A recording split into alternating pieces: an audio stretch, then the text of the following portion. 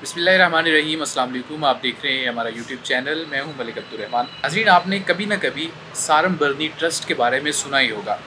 ये जो है वो एक मशहूर फाउंडेशन है जो कि वो बच्चे जो कि जिनके वालिदैन नहीं होते उनको छोड़ दिया जाता है, उनको जो है वो ये पनाह देते हैं। इसके अलावा लड़कियों की शादियाँ करवाते हैं और दीगर जो है वो चैरिटी के काम करते हैं।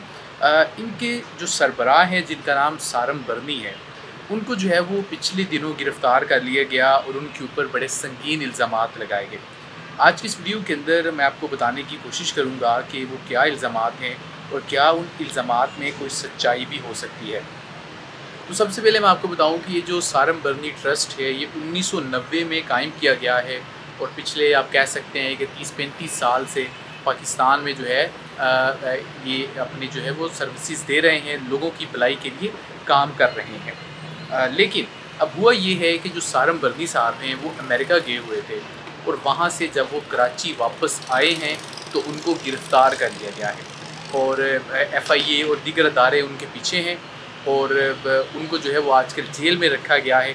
और जब वो पाकिस्तान वापस पहुँचे हैं तो उनके ऊपर इल्ज़ाम ये लगाया जा रहा है कि गैर कानूनी तौर पर इन्होंने अमेरिका में लोगों को बच्चे जो है वो गोद दिए हैं।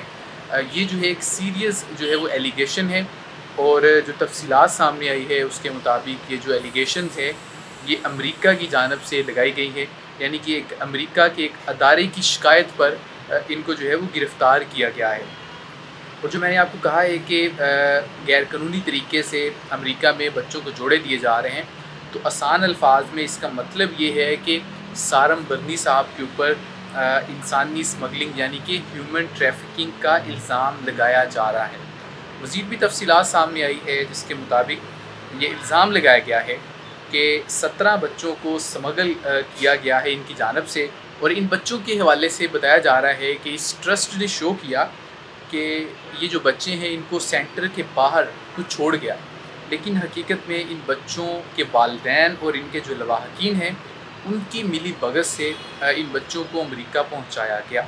ये बहुत बड़ा इल्ज़ाम है। इसमें उन वालिदैन को भी मोरद इल्ज़ाम ठहराया जा रहा है और कहा जा रहा है कि उनके वालिदैन भी इसमें शरीक है कि इन बच्चों को अमेरिका पहुंचाया गया। इसके साथ साथ हमने ये भी देखा था कि सारम बरनी साहब जो हैं उनके एक भाई हैं, सगे भाई, जिनका नाम अंसार बरनी है और उनका भी एक दो इंटरव्यूज़ मैंने देखे जिसमें वो सारम बरनी साहब के ऊपर इल्ज़ामात लगा रहे हैं।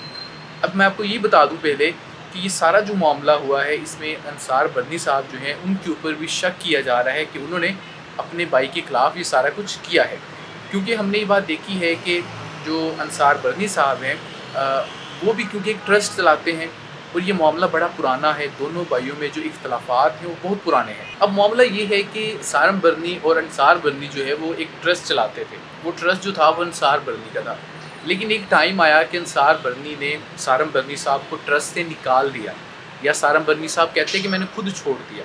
और इसके हवाले से और भी एक मामला है और वो ये है कि 2012 की ये बात है जब एक रमज़ान ट्रांसमिशन चल रही थी जिसकी जो मेज़बान थी वो माया खान साहिबा थी और इसके अंदर एक हिंदू लड़की जिसका नाम सुनील था उसने इस्लाम कबूल किया। उसके ऊपर जो है वो अंसार बरनी साहब ने सख्त रद्द-ए-अमल दिया। उन्होंने अपने भाई के ऊपर इसके ऊपर सख्त तनकीद की और उन्होंने कहा कि मैं माया खान के ख़िलाफ़ कानूनी कार्रवाई करूँगा और उन्होंने कहा कि मैं करप्शन के बहुत ज़्यादा ख़िलाफ़ हूँ और मैंने अपने भाई को इसी वजह से जो है वो अपनी ट्रस्ट से निकाला था। तो ये वो इल्ज़ामात थे जो कि इस बात की निशानदेही करते हैं कि हो सकता है कि ये सारम बरनी साहब के ख़िलाफ़ जो कुछ हो रहा है ये उनके भाई की तरफ से किया जा रहा हो। उनके ऊपर संगीन एलिगेशंस हैं और वो एक अच्छे और भले इंसान जो है वो आज तक हम जानते थे।